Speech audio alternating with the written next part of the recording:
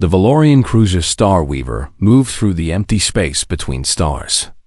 It was a large ship, built for war, with weapons that could destroy a small moon. The crew had been on patrol for 3 months, watching the borders of their territory for any sign of the enemy. Commander Thiessen stood on the bridge, his forearms folded behind his back. He was tall, even for a Valorian, with scales that changed color depending on his mood. Right now they were a calm blue. Nothing had happened for weeks. The war with the Keth seemed far away. "Commander, we are picking up something strange," said Navigator Kellos.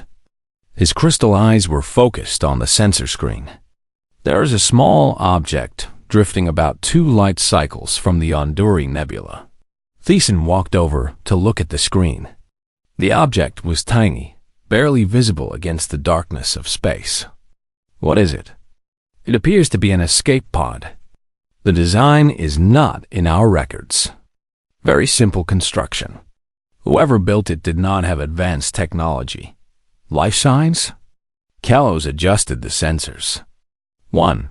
Very weak. The being inside is barely alive. Thiessen thought about what to do. The Valorian Concordance had rules about contact with unknown species. There were forms to fill out, reports to make, and permission to get from the High Council. But there were also older rules that came from the heart rather than from books. A being was dying alone in the cold darkness. The Valorians could not simply watch and do nothing. "Bring it aboard," Thiessen ordered. The recovery team worked quickly. They used a tractor beam to pull the escape pod into the ship's landing bay. Up close, the pod looked even worse than it had on the sensors. The outer shell was burned black, probably from entering an atmosphere too fast. There were holes in the metal that had been sealed with some kind of sticky material. Whoever was inside had fought very hard to stay alive. Physician Saren was waiting when they cut open the hatch. She was the ship's doctor, skilled at treating injuries that would kill most beings. But even she was not prepared for what she found inside. The creature was small and soft. It had no scales, no shell, no natural armor of any kind. Its skin was pale and covered with tiny hairs. It had only 2 arms and 2 legs, and its eyes were closed. Blood had dried on its face from a wound on its head. "What is it?" asked one of the recovery team members. Saren ran her medical scanner over the creature's body. "Carbon-based life form. It breathes oxygen. Its body temperature is dropping fast. I am amazed it has survived this long. Everything about this species seems fragile." They carried the creature to the medical bay and put it on a bed. Saren worked for hours, using machines and medicines to keep it alive. She fixed the wound on its head, gave it fluids through a tube, and wrapped it in heated blankets. Thiessen came to check on the creature several times. He found himself curious about it. Where had it come from? What had happened to its ship? Why was it alone in space? On the second day, the creature opened its eyes. They were blue, like the sky on Valoria Prime during the summer season. They moved around the room, taking in the strange surroundings, the alien equipment, the Valorian doctor standing nearby. But there was no fear in those eyes, only exhaustion and something else. Something that looked like sadness so deep it had no bottom. "Where am I?" the creature asked. Its voice was rough and weak. Saren did not understand the words, but she had activated the translation device. After a moment, the machine processed the sounds and gave her the meaning. "You are on the Valorian cruiser Starweaver," she replied, letting the translator convert her words. "I am Physician Saren. You were found drifting in space. You almost died." The creature tried to sit up, but was too weak. It fell back against the bed. "My name is Danny Cole. I am human. From Earth." Saren had never heard of humans or Earth. She made a note to search the archives later. "What happened to you, Danny Cole?" His face changed. The sadness in his eyes grew even deeper. "My ship was called Horizon's Hope. We were a colony ship, carrying 5,000 people to start a new life on a planet called Haven. Families, children, people who just wanted peace. He stopped talking for a moment. Saren could see that the memories were painful. The Keth found us, Danny continued. They came out of nowhere. We had no weapons, no way to fight back. They tore our ship apart. I watched them kill everyone. My wife, Maria. My daughter, Sophie. She was only 7 years old. Saren felt her heart grow heavy. The Keth. She knew that name all too well. Every Valorian knew it. The Keth were monsters who destroyed everything they touched. I got to an escape pod, Danny said. I do not know why I survived when everyone else died. I drifted for 47 days. I ran out of food after 2 weeks. The water recycler broke after 3. I thought I was going to die alone in the dark. Commander Thiessen entered the medical bay at that moment. He had heard most of the story through the communication system. He walked to the bed and looked down at the human. Danny Cole, he said, I am Commander Thiessen. On behalf of the Valorian Concordance, I offer you sanctuary. You are safe here. The Keth cannot hurt you anymore. Danny looked up at the tall alien with 4 arms and color-changing scales. In any other situation, he might have been afraid. But he had spent 47 days thinking he was going to die. Fear did not seem important anymore. Thank you, he said. But you should know something about the Keth. When they attacked our ship, I managed to download some of their communication signals before I escaped. I do not understand most of it, but I know they were talking about moving in this direction. They are coming this way. Thiessen's scales turned a dark orange. That was the color of concern. We are aware of the Keth. We have been at war with them for 300 cycles. They are a great threat to our people. How is the war going? Danny asked. Thiessen was quiet for a moment. When he spoke, his voice was heavy. We are losing. Slowly, but we are losing. They take more of our territory every year. They destroy our ships and kill our people. We have tried everything we know, but nothing stops them. Danny closed his eyes. He thought about Maria and Sophie. He thought about the 5,000 people on Horizon's Hope who would never see another sunrise. He thought about the Keth, burning their way across the galaxy, leaving nothing but death behind them. Then, maybe I can help, he said quietly. I have nothing left to lose. And humans have been fighting wars since the beginning of our history. It is one thing we are very good at. Thiessen did not know what to make of this small, soft creature who had nearly died alone in space. But there was something in Danny Cole's eyes that made him want to listen. Something hard and bright and unbreakable. Rest now, Thiessen said. When you are stronger, we will talk more. Danny nodded and closed his eyes. Sleep came quickly, but his dreams were filled with fire and screaming and the faces of everyone he had lost. When he woke up, he made himself a promise. The Keth would pay for what they had done. He did not know how yet. He did not know when. But he would find a way. Humans always found a way. 6 months passed on the Starweaver. Danny Cole grew stronger every day. His body healed, and he learned to live among the Valorians. They were kind to him, treating him as a guest rather than a prisoner. They gave him a small room, fed him food that his body could process, and allowed him to move freely through most of the ship. Danny used this time to learn everything he could. He studied the Valorian language until he could speak it without the translation device. He read their history books and watched their educational programs. He asked questions about their technology, their government, their way of life. The Valorians, in turn, were curious about him. Humans were a mystery to them. They had never encountered this species before, and they found Danny both fascinating and confusing. Your people fought wars against each other? Asked Senior Tactician Morven one evening. They were sitting in the observation room, watching the stars drift past. Morven was old for a Valorian. His scales faded to a pale gray. He had fought the Keth for most of his life. "Many wars," Danny replied. "Too many to count. We fought over land, over resources, over ideas. We even fought over which god to worship." Morven's scales rippled with confusion. "But you are all the same species. Why would you hurt your own kind?" Danny thought about how to explain it. Humans are complicated. We can be very loving and very cruel. We build beautiful things and then burn them down. We save strangers and kill neighbors.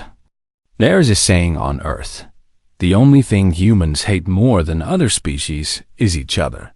"That is very strange," Morven said. "It is," Danny agreed. "But all those wars taught us something. They taught us how to fight, how to win, how to survive when everything seems lost." Morven was quiet for a long moment. "The Keth have been defeating us for 300 years. We have better ships, more soldiers, stronger weapons. But they keep winning. I do not understand why." Danny had been thinking about this question for weeks. He had read every battle report he could find, studied every engagement between the Valorians and the Keth. He was starting to see a pattern.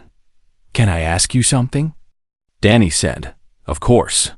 In all those battles, did the Valorians ever attack first?" Morven looked surprised. "No, that would not be honorable. We only fight to defend ourselves." "Did you ever use tricks or lies to fool the enemy?" "Deception is against our code. A warrior must fight with honor." "Did you ever sacrifice a small group of soldiers to save a larger group?" Morven's scales turned pale. "That would be murder. Every Valorian life is precious." Danny nodded slowly. "I think I understand your problem." Before he could explain, an alarm began to sound throughout the ship. Red lights flashed on the walls, and a voice announced that all crew members should report to battle stations. Danny and Morven ran to the bridge. Commander Thiessen was already there. His scales a deep red color that Danny had learned meant danger. "Report," Thiessen ordered. 5 Keth warships have appeared from behind the asteroid field, Navigator Kello said. His voice was tense. "They are moving to intercept us." The main screen showed the enemy ships. They were ugly things, covered with spikes and weapons. They looked like sea creatures from Earth, the kind that lived in the darkest parts of the ocean. "Standard evasion pattern," Thiessen commanded.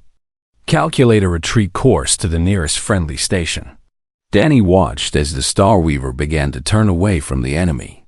The Keth ships changed course to follow. It was exactly what he expected. "Commander," Danny said, stepping forward. "May I speak?" Thiessen looked at him with irritation. "This is not the time. We are in combat. That is why I need to speak now. Please." Something in Danny's voice made Thiessen pause. "You have 30 seconds. Danny pointed at the tactical display. "Look at the Keth formation. They are not chasing us. They are hurting us." "What do you mean?" "They want us to retreat toward that asteroid cluster. See how they are spreading out. They are leaving a gap, making it look like the easiest escape route. But there is something waiting for us in those asteroids. Something big." Morven checked the sensor readings. His scales went white with shock. "He is right. There is a large mass signature hidden behind the 3rd asteroid. It could be a Keth dreadnought." Thiessen stared at the display. "How did you know?" "This is an old human tactic," Danny explained quickly. "In our history, ships called submarines would hunt in groups called wolf packs. They would work together to drive enemy ships into a trap. One group chases, one group waits. The Keth are doing the same thing. What do we do?" Thiessen asked. Danny could hear something new in the commander's voice. It was respect. "We do what they do not expect. Instead of running, we attack." "Attack?" They outnumber us 5-1. 6-1, counting the hidden ship. But they are spread out, trying to hurt us. If we turn and hit the center ship hard and fast, we can destroy it before the others can help. Then we run in the opposite direction, away from the trap. Thiessen had only seconds to decide. Everything in his training told him to follow protocol, to retreat and survive to fight another day. But his instincts told him to trust this strange human who saw things no Valorian could see. All weapons, target the center Keth ship, Thiessen ordered. Full power to forward shields. Prepare to attack. The crew was shocked, but they followed orders. The Starweaver stopped its retreat and charged directly at the enemy. The Keth were not prepared for this. They had expected the Valorians to run, like they always did. The battle was short and brutal. The Starweaver hit the center Keth ship with everything it had. Missiles, energy beams, and railgun rounds tore through the enemy vessel. It exploded in a ball of fire and metal. "Now run," Danny said. "Full speed, opposite direction from the asteroids." Thiessen gave the order. The Starweaver turned and accelerated away. The remaining Keth ships tried to follow, but they were too spread out. The hidden dreadnought emerged from the asteroid field, but it was too far away to catch them. The Starweaver escaped. On the bridge, the crew was silent for a long moment. They had just done something the Valorians never did. They had attacked instead of defending. They had used the enemy's own trap against them. Thiessen walked over to Danny. "How did you know that would work?" "I did not know for certain," Danny admitted. "But humans have been fighting wars for thousands of years. We have learned that sometimes the best defense is a good offense. When the enemy expects you to run, you attack. When they expect you to attack, you run. The most important thing in war is to be unpredictable." Morven joined them. His scales had returned to their normal gray, but his eyes were wide with wonder. In 300 years of war, no Valorian has ever thought to do what you just did. "That is because Valorians fight with honor," Danny said. "Humans fight to win. There's a difference." Word of what happened spread through the ship. Within hours, it had been transmitted to other Valorian vessels. Within days, the story reached the High Council on Valoria Prime. A human refugee had saved the Starweaver from certain destruction. A being from an unknown species had seen what trained Valorian officers could not see. It was impossible, but it was true. 3 weeks later, Commander Thiessen received a message from the capital.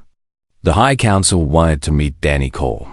They wanted to understand how one small human could change the outcome of a battle that should have been lost. Danny read the message and felt something he had not felt since before. The Keth destroyed Horizon's hope. He felt hope. Maybe he could make a difference after all. Maybe the deaths of Maria and Sophie would not be meaningless. Maybe, just maybe, he could help stop the Keth from doing to others what they had done to him. "When do we leave?" he asked Thiessen. "Tomorrow," the commander replied. "The council does not like to wait." Danny nodded and went to his room to prepare. He did not know what the future held, but he knew one thing for certain. The Keth had made a terrible mistake when they let him live, and he was going to make them pay for it. The capital city of Valoria Prime was the most beautiful place Danny Cole had ever seen. The buildings were made of living crystal that grew from the ground like trees. They changed color with the time of day, glowing soft pink at dawn, bright white at noon, and deep purple at sunset. Rivers of clean water ran through the streets, and small flying creatures with rainbow wings drifted on the warm breeze. But Danny did not have time to enjoy the view. He was taken directly from the landing pad to the High Council chamber at the center of the city. Commander Thiessen walked beside him, along with senior tactician Morven. They were there to support him, but they could not speak for him. He would have to face the council alone. The chamber was round and enormous. 7 seats rose in a half circle at one end, each one occupied by a member of the High Council. These were the most powerful Valorians in the Concordance, beings who controlled the fate of billions. Their scales glittered with patterns of gold and silver, signs of their high rank. In the center seat sat Archon Silistra, the leader of the council. She was older than any Valorian Danny had met. Her scales faded to a pale silver that seemed to glow with inner light. Her eyes were deep and wise, and when she looked at Danny, he felt like she was seeing everything inside him. "Danny Cole of humanity," Silistra said. Her voice was soft but carried through the entire chamber. "We have heard the reports from the Starweaver. You saved that ship and its crew from destruction. The Council wishes to understand how you did this." Danny stepped forward. His heart was beating fast, but he kept his voice steady. "I saw a pattern that your officers did not see. The Keth were using a hunting tactic that humans have used for thousands of years. Because I recognized it, I knew what they were planning. The Keth have been our enemy for 3 centuries, said another council member, Admiral Korvax. He was younger than Silistra, with scales that shifted between dark blue and black. Our finest military minds have studied every aspect of their tactics. How is it possible that a refugee from an unknown species saw something they could not? It was a fair question, and Danny had been thinking about the answer since he first arrived on the Starweaver. Because your finest military minds all think the same way, he said. They follow the same rules, the same traditions, the same code of honor. The Keth have had 300 years to learn how Valorians fight. They know exactly what you will do in every situation. Danny paused, making sure he had the Council's attention. Humans are different. We have never had one way of fighting. Throughout our history, every nation, every culture, every general has developed their own tactics. Some fight with honor. Some fight with tricks. Some use brute force. Others use stealth and deception. The Keth have never encountered humans before. They do not know how we think. Silistra leaned forward slightly. You are saying that your greatest advantage is that you are unpredictable. Yes, and there is something else. Danny took a deep breath. This was the part that might anger them. I have studied your battle records. In 300 years of war, the Valorians have never attacked first. You have never used false information to trick the enemy. You have never sacrificed a small force to save a larger one. These are things that humans do all the time. Admiral Korvax's scales turned dark red. Such tactics would be dishonorable. They would make us no better than the Keth. With respect, Admiral, honor is something for peacetime, Danny replied. In war, there is only survival. The Keth do not care about honor. They care about winning. That is why they are beating you. A murmur went through the chamber. Some of the council members looked angry. Others looked thoughtful. Silistra's expression did not change at all. What would you suggest we do? She asked. Danny had prepared for this question.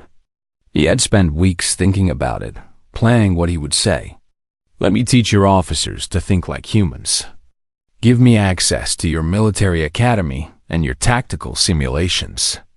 I can show your people new ways to fight, ways the Keth have never seen before. You want us to train our warriors in the ways of deception? Korvax asked. To abandon the code that has guided our people for thousands of years. I want you to win the war, Danny said simply. I want to stop the Keth from doing to your people what they did to mine. They killed my wife. They killed my 7-year-old daughter. They killed 5,000 innocent people who just wanted a new home. I will do whatever it takes to make sure they can never do that again. The chamber was silent. Danny could feel the weight of the council's attention pressing down on him. He had said everything he could say. Now it was up to them. Silistra spoke quietly with the other council members. Danny could not hear what they were saying, but he could see them arguing. Some seemed to support him. Others clearly did not. The debate went on for a long time. Finally, Celestra raised her hand, and the others fell silent. "The council has made a decision," she announced. "Danny Cole, you will be given the rank of Strategic Advisor to the Valorian Combined Fleet. You will have access to our military academy, our tactical systems, and our battle records. You will train a selected group of officers in human military thinking." Danny felt a wave of relief wash over him. "Thank you, Arkan. I will not disappoint you." "There are conditions," Celestra continued. "Your teachings will be tested in simulations before they are used in real combat. Any tactic that causes unnecessary death or suffering will be rejected. We will not become monsters to defeat monsters." "I understand and agree," Danny said. "Then it is settled." Celestra stood, and the other council members rose with her. "The fate of the Concordance may rest on your shoulders, human. I hope you are as capable as the reports suggest." She turned and walked out of the chamber. The other council members followed. Only Admiral Korvax remained, looking at Danny with an expression that was hard to read. "I do not trust you," Korvax said quietly. "I do not believe that deception and trickery can defeat an enemy as powerful as the Keth, but I have been wrong before. Perhaps I will be wrong again." "Give me a chance," Danny said. "That is all I ask." Korvax nodded once and left the chamber. Thiessen and Morven approached Danny. The commander's scales were bright yellow, a color Danny had learned meant happiness and relief. "That went better than I expected," Thiessen said. "You have made history today. No outsider has ever been given a rank in the Valorian military." "I have not done anything yet," Danny replied. "The hard part is still ahead." Over the following weeks, Danny began his work. He was given an office at the military academy and a team of young officers to train.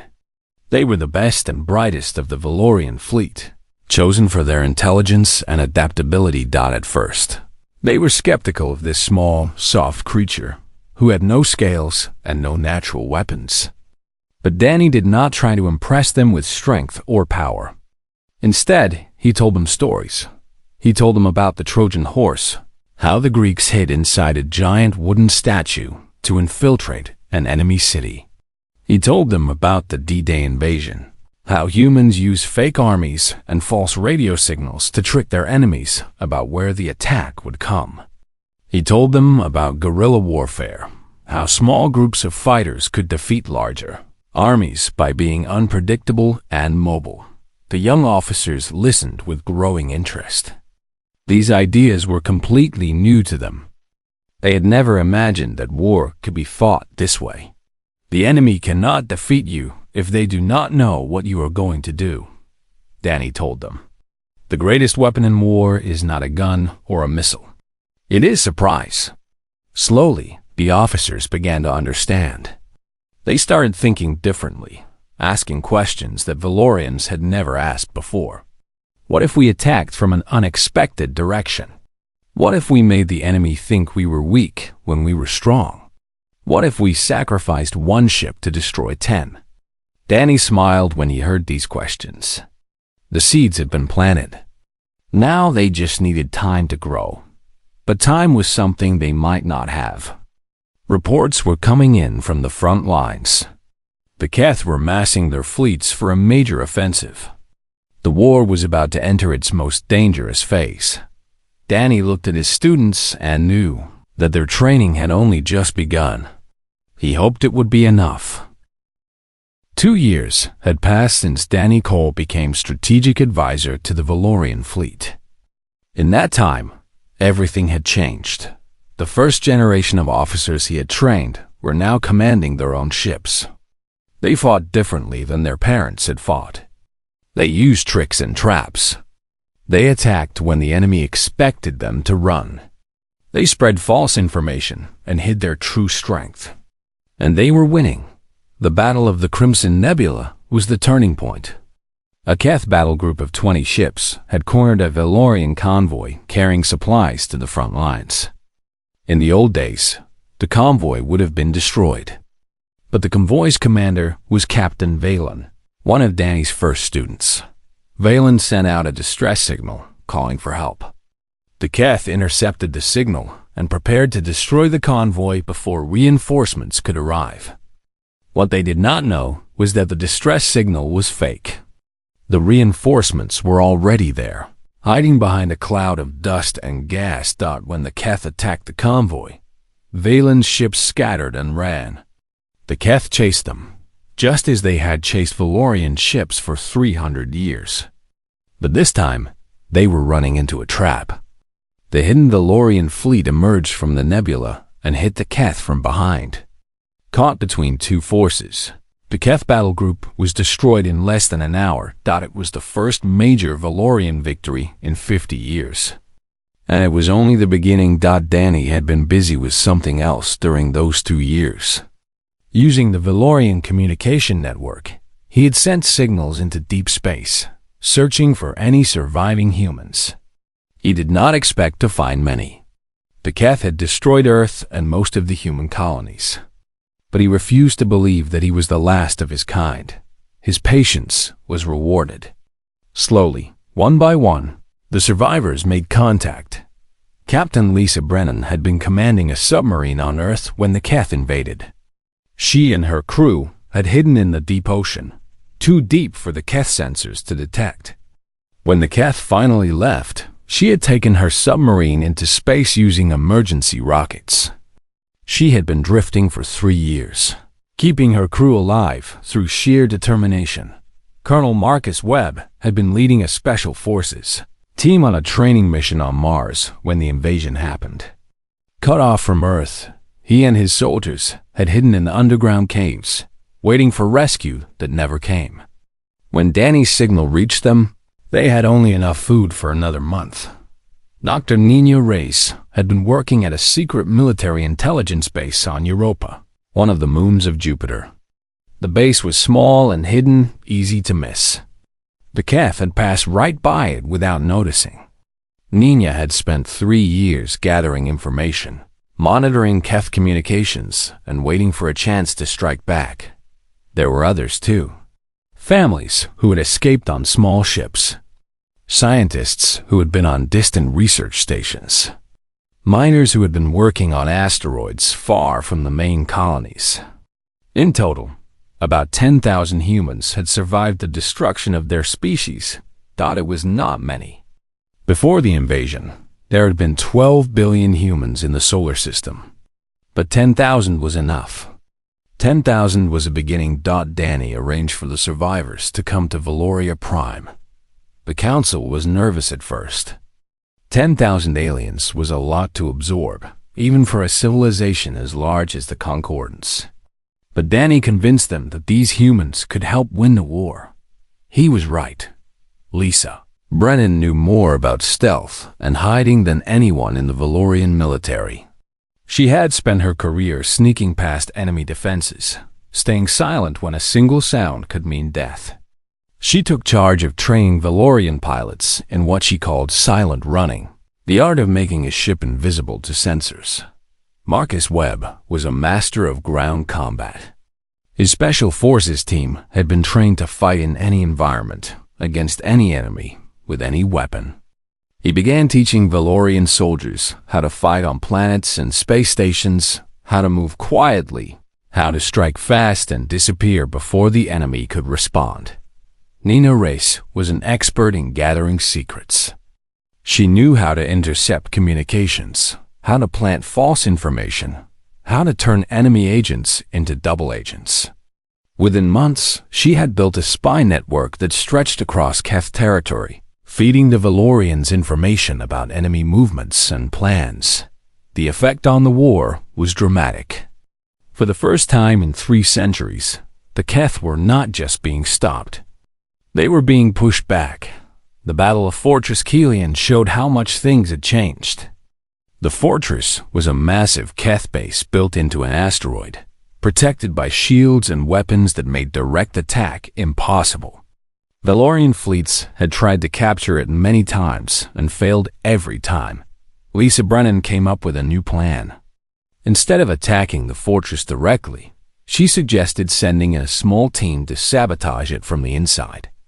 A handful of soldiers, trained by Marcus Webb, would sneak onto the asteroid using a stolen Keth shuttle. Once inside, they would disable the shields and open the doors for the main fleet. It was the kind of plan that would have been unthinkable 2 years ago. But the new Valorian commanders had learned to think differently. The mission was dangerous. The soldiers who volunteered knew they might not come back. But they went anyway, flying a captured Keth shuttle past the fortress defenses, landing in a hidden bay, and making their way through corridors filled with enemies. It took 6 hours. 6 hours of crawling through maintenance tunnels, avoiding patrols, planting explosives, and hacking computer systems. 3 soldiers died along the way, but the survivors completed their mission. The shields went down. The doors opened. The Valorian fleet poured in. Fortress Kelion fell in a single day. It was a victory that would have seemed impossible before the humans arrived.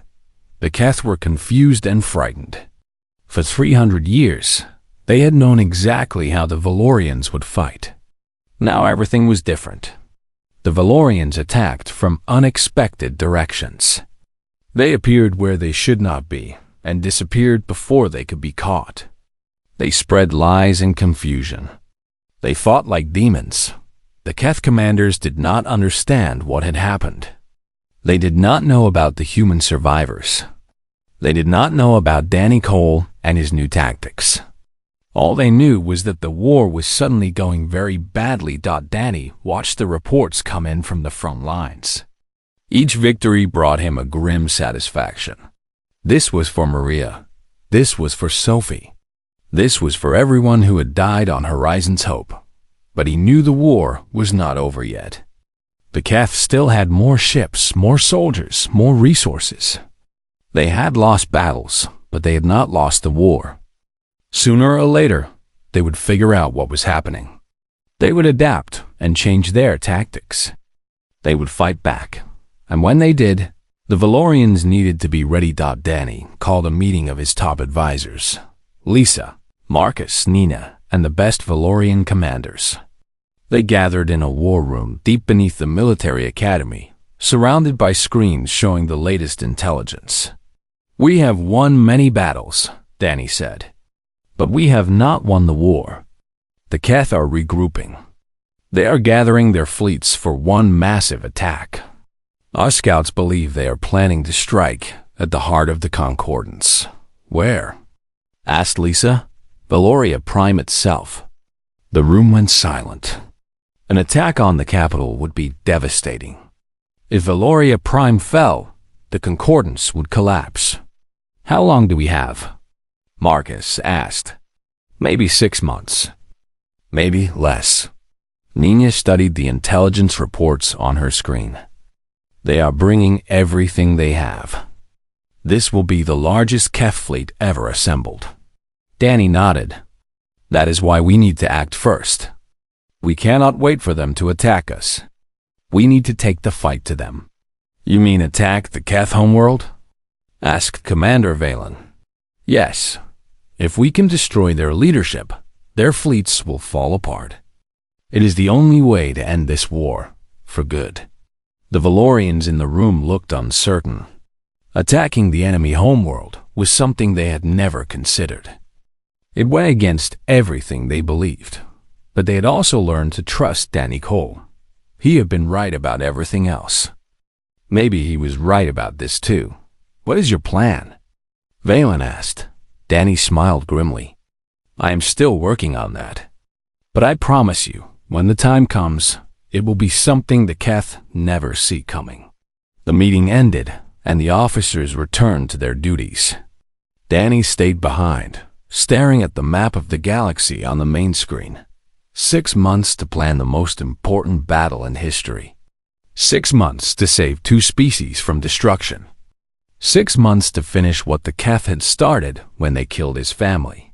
He thought of Maria and Sophie. He could still see their faces, still hear their voices. He had promised himself he would make the Keth pay. Now he finally had the chance. He would not fail them. The day of the final battle arrived. 700 Valorian warships hung in space above the Keth homeworld. It was the largest fleet the Concordance had ever assembled, carrying millions of soldiers and enough weapons to destroy a planet. Across from them, the Keth Armada was even larger, more than 1,000 vessels, commanded by the Keth Overmind itself. The Overmind was not a single being. It was a network of hundreds of Keth leaders, their minds connected by technology into a single consciousness. It had guided the Keth for 1,000 years, leading them to victory after victory. It had never known defeat. Today that would change. Danny Cole stood on the bridge of the flagship Starweaver, the same ship that had rescued him 3 years ago.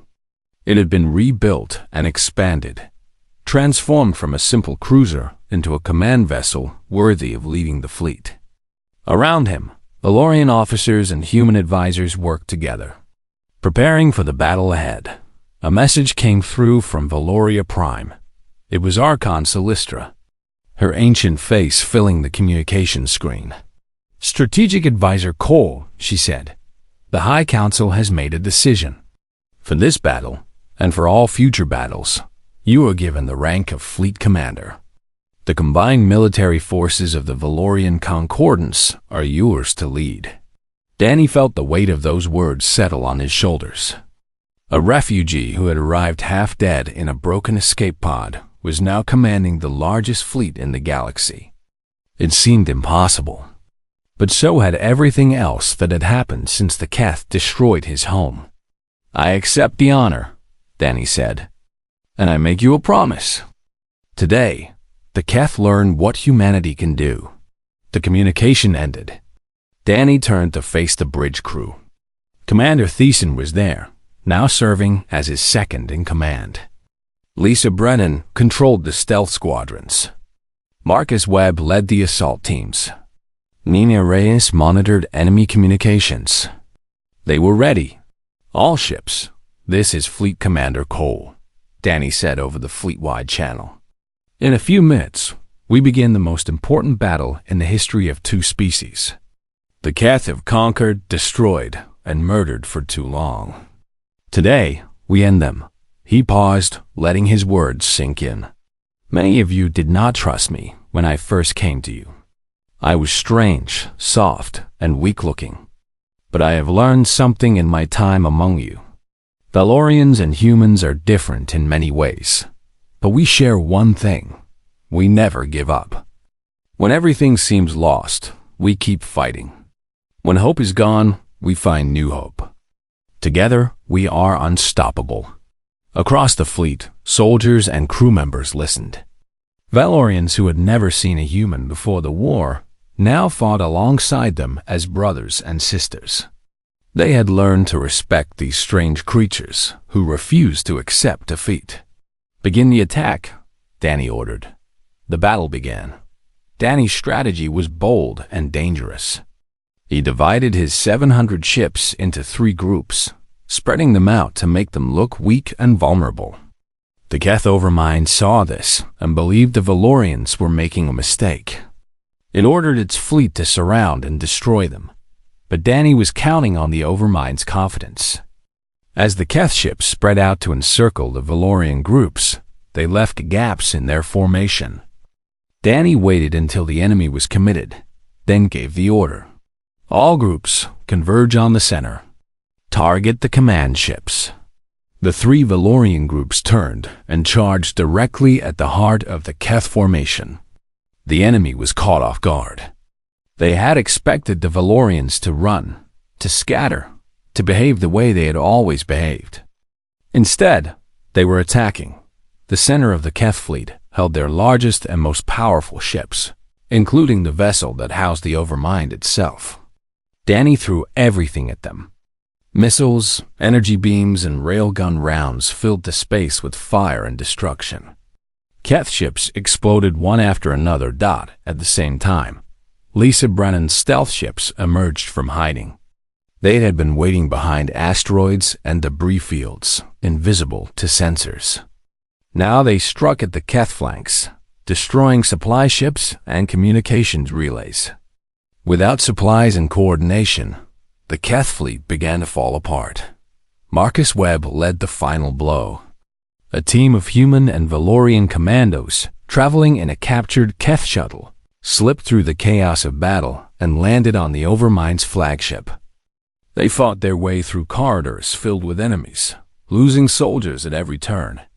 But they did not stop. Marcus himself reached the command chamber. The Overmind was there, a massive creature with dozens of tentacles connected to machines that linked it to the other Keth leaders. It turned its many eyes toward the human soldier. "You cannot win," the Overmind said. Its voice was like many voices speaking at once. "We have conquered 1,000 worlds. We have destroyed species beyond counting. We are eternal." Marcus raised his weapon. "Nothing is eternal." He fired. The Overmind died. Across the Keth fleet, every ship connected to its network went silent. Commanders who had never thought for themselves suddenly had no orders to follow. Ships crashed into each other. Weapons fired at random. The largest armada in Keth. History fell into chaos. Danny watched from the Star Weaver's bridge as the enemy fleet broke apart. Ships scattered in every direction, trying to escape the battle they had been so sure they would win. Many were destroyed before they could get away. Others fled into deep space, never to be seen again. The war was over. On the bridge, cheers erupted. Valorians and humans embraced each other, crying with joy and relief. Theson's scales glowed bright gold, a color Danny had never seen before. It meant pure happiness. Danny did not cheer. He walked to the observation window and looked out at the stars. Somewhere out there, far away, was the place where Horizon's hope had been destroyed. Where Maria and Sophie had died. He thought of them now. He wondered if they would be proud of what he had done. He hoped they would. Theson joined him at the window. "Fleet Commander, you have achieved the impossible. The Keth are defeated. The Concordance is saved." "We did it together," Danny replied. "Humans and Valorians, fighting side by side. That is what won this war. What happens now?" Danny thought about the question. The war was over, but there was still so much to do. 10,000 humans needed a home. The galaxy needed to be rebuilt. And there were other species out there, other civilizations that had suffered under the Keth. They would need help too. "Now we build something new," Danny said. "Humans cannot rebuild alone. The Concordance cannot face the future alone. But together, we can create something better. A coalition of species, working together for peace and protection. Humans bring creativity and stubbornness. Valorians bring honor and technology. Others will bring their own strengths. Together, we will be stronger than any of us could be alone." In the months that followed, Danny's vision became reality. The United Stellar Coalition was formed, bringing together humans, Valorians, and other species freed from Keth control. Danny served as its first military commander, working with leaders from every member world. Other species heard the story of the human refugee who had changed the course of history. They came to join the coalition, wanting to be part of whatever came next. The galaxy was transforming, and humanity was at the center of it. Danny often returned to the spot where the Star Weaver had first found his escape pod. He would sit in the observation room, looking at the stars, remembering everyone he had lost. He missed Maria every day. He missed Sophie's laugh, her smile, the way she would run to hug him when he came home. That pain would never fully go away, but he also felt something else. Pride, perhaps, or maybe just peace. He had taken the worst thing that ever happened to him and turned it into something good. The Keth were gone. The galaxy was safer. And humanity, nearly destroyed, had risen to become the strategic heart of an interstellar civilization. Lisa Brennan stopped by one evening. She found Danny staring out at the stars, as he often did. "Thinking about the old days?" she asked. "Always," Danny replied. "I think about Maria and Sophie.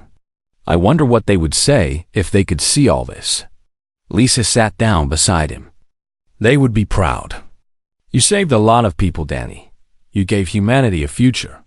We all did it together. Maybe, but you started it. You showed the Valorians a different way to fight. You brought the survivors together. You believed we could win when no one else did." Danny smiled slightly. "Humans are good at believing impossible things. That is why the galaxy needs us." They sat in comfortable silence, watching the stars. Somewhere out there, Valorian ships patrolled the borders, keeping the peace. Human advisors worked with alien governments, sharing knowledge and building alliances. The coalition grew stronger every day. Danny thought about the journey that had brought him here. A dying colony ship. A burning escape pod. 47 days alone in the dark. And then rescue, purpose, and hope. The Valorians had taken in a human refugee with nothing left to give. They had offered him sanctuary when he had nothing. In return, humanity had helped them win an unwinnable war. Now humans helped command their fleets. Not as conquerors, but as partners. Not as masters, but as equals who had proven their worth. Danny Cole looked at the stars and felt, for the first time in years, that everything was going to be okay. The galaxy had taken in a refugee, and that refugee had changed everything. The end.